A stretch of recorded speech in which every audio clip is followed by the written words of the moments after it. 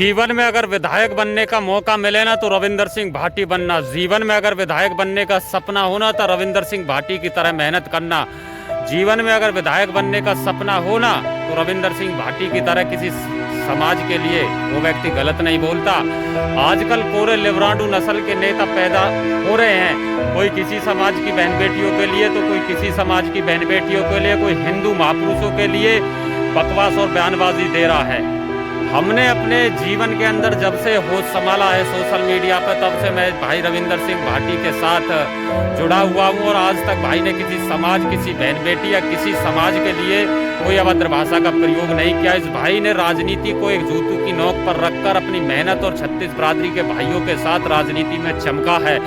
अगर कभी नेता या विधायक बनने का सपना होना तो रविंदर सिंह भाटी से सीख लेना, उसका जीवन परिचय देख लेना। मैं तो हरियाणा की धरती से आता हूं दोस्तों, मैं भाई का बहुत बड़ा फैन हूं, क्योंकि भाई का जो काम करने का जज्बा है, जो टेबल में हाथ बजाने का जज्बा है, जो अफसरों के साथ लड़ने का जज्बा है, जो अफसरों पे काम करवाने का जज्बा है, शायद मैंने आज तक किसी व्यक्ति के अंदर नहीं देखा।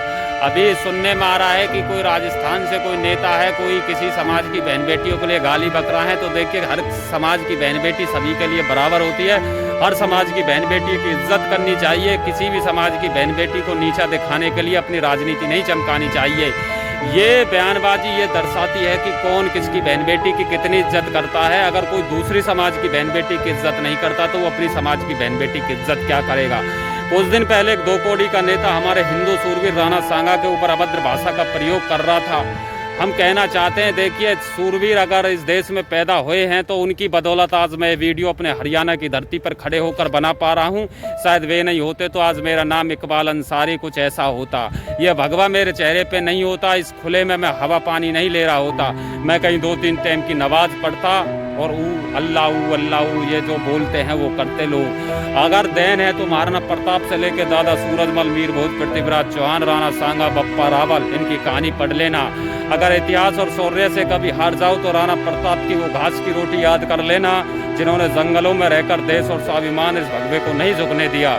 अगर कभी तुम्हारा शौर्य खत्म हो जाए तो उस राणा सांगा को याद कर लेना, जिसके शरीर पर 80 घाव थे, एक हाथ एक पैर कट जाने के बावजूद कभी हिंदू और भगवे इस हिंदुस्तान को नहीं झुकने दिया।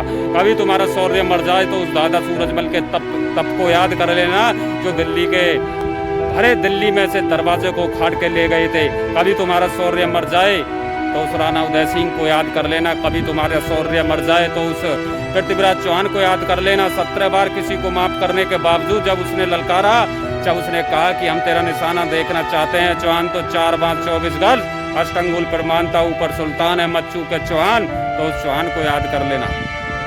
जो भाई की काम करने की शैली है रविंदर सिंह भाटी की, देखिए, हर किसी को उस व्यक्ति से सीख लेनी चाहिए जो निर्दलीय जनता के बीच में रहकर जनता की सेवा करता है, जो निर्दलीय खड़ा होकर MLA का चुनाव से सबसे बड़ी वार्ड में राजस्थान की धरती, जो जैसलमेर की धरती, जो पाकिस्तान के बॉर्डर से सटी है, वहाँ से चुनाव जीतता है। कभी राजनीति में आना हो ना तो उस भाई की वीडियो देख लेना पुरानी उठाकर। कभी राजनीति में आना हो ना तो जब यूनिवर्सिटी में भाई ने छाती मारकर ये चैलेंज दिया था तो वो भाई जीत कर आया था 1200 वोटों के लगभग से, तब से मैं उस भाई से जुड़ा हूँ। अगर कभी कोई व्यक्ति बनने का, कभी राजनीति में आने का सपना होना तो रविंदर सिंह भाटी की तरह मेहनत करना, जो जनता के बीच में रहता। कभी कोई सपना होना तो उस रविंदर सिंह भाटी की तरह रात के 2 बजे चौकी थानों में आम जनता के साथ खड़ा हो वो व्यक्ति बनना। कोई ऐसा इंसान मत बनना कोई दूसरे समाज की बहन बेटियों को गाली दे, कोई ऐसा इंसान मत करना जो हिंदू सूरवीरों के लिए अभद्र भाषा को उपयोग करे, राणा सांगा को गद्दार, बाबर को अपना बाप बताए। कोई ऐसा इंसान मत बनना। मैं उस व्यक्ति का नाम भी नहीं अपनी जुबान से लेना चाहता हिंदू होने के नाते। मैं उसको रामजी लाल की जगह राणजी लाल जरूर कह दूंगा, परंतु उसका नाम अपनी जुबान पे नहीं लेना चाहता। और दोस्तों, ये सनातन की धरती है, यहाँ पर मोहम्मद गौरी को झुकना पड़ाता है, औरंगजेब को झुकना पड़ाता है, बाबर को झुकना पड़ाता है, अकबर को झुकना पड़ाता है। एक बात और आप लोगों को याद दिला देना चाहता हूँ, मैंने महाराणा प्रताप जी के 539 एपिसोड हैं यूट्यूब के ऊपर, मैंने सभी देख रखे हैं। एक एपिसोड 1 सेकंड का भी कट नहीं किया। मैंने अपने घर के अंदर महाराणा प्रताप से लेकर दादा सूरजमल से लेकर चौहान से लेकर मीर भोज से लेकर दादा रंगपाल तोमर, जिन्होंने दिल्ली बसाई की, सभी की मूर्ति अपने घर में लगा रखी है। तो रविंदर सिंह भाटी से सीख लेना और अपनी गरमान में झांक लेना दूसरे समाज पर आवाज़ उठाने से पहले। ठीक है भाई, वीडियो को लाइक करें, शेयर करें, मुझे अपना प्यार दें हरियाणा की धरती पर। मैं अपने जीवन में एक बार भाई रविंदर सिंह भाटी को अपनी इस हरियाणा की धरती पर ज़रूर लेकर आऊँगा। ये मेरा सपना है। भाई से अगर कोई भाई मिलवा सकता है तो इस वीडियो को शेयर करना। और मैं आपसे कहना चाहता हूँ, भाई की कार्यशैली, भाई का जज्बा, भाई की लगन, छत्तीस बरादरी का काम करना, बिना भेदभाव के किसी समाज के ऊपर अभद्र भाषा का प्रयोग न करना, यह दर्शाता है कि कितने अच्छी राजनीति के तहत शासन और प्रशासन लोगों को, महकमे को, कॉलेज को, यूनिवर्सिटी में यह सिखाया है कि पद किसी के बाप की पनौती नहीं है। कोई किसी को राजनेता या नेता को प्रधानमंत्री नहीं बनाता। ये सब जनता के हाथ में होता है। अगर तुम जनता के बीच में काम करोगे तो जनता तुम्हें चुनकर ऊपर भेजेगी। जाट, राजपूत, गुर्जर, ब्राह्मण, यादव करने वाले लोग, जाट, राजपूत, गुर्जर, ब्राह्मण, यादव, दलित, चमार करने वाले लोग याद रखें कि अपनी समाज की वोट बैंक बनाने के लिए दूसरी समाज के महापुरुषों पर गलत बयानबाजी करना या दूसरी समाज की बहन बेटियों पर गलत बयानबाजी करना, तो अपनी समाज की बहन बेटियों की इज्जत क्या करता होगा जो दूसरे समाज की बहन बेटियों की इज्जत करना नहीं जानता हो।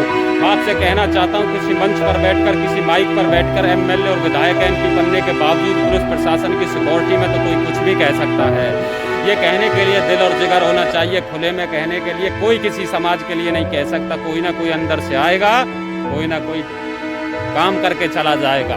इसलिए कहना चाहते हैं, जर जमीन और जोरू के मामले आपको पता है किस मुद्दे पर जाकर खत्म होते हैं।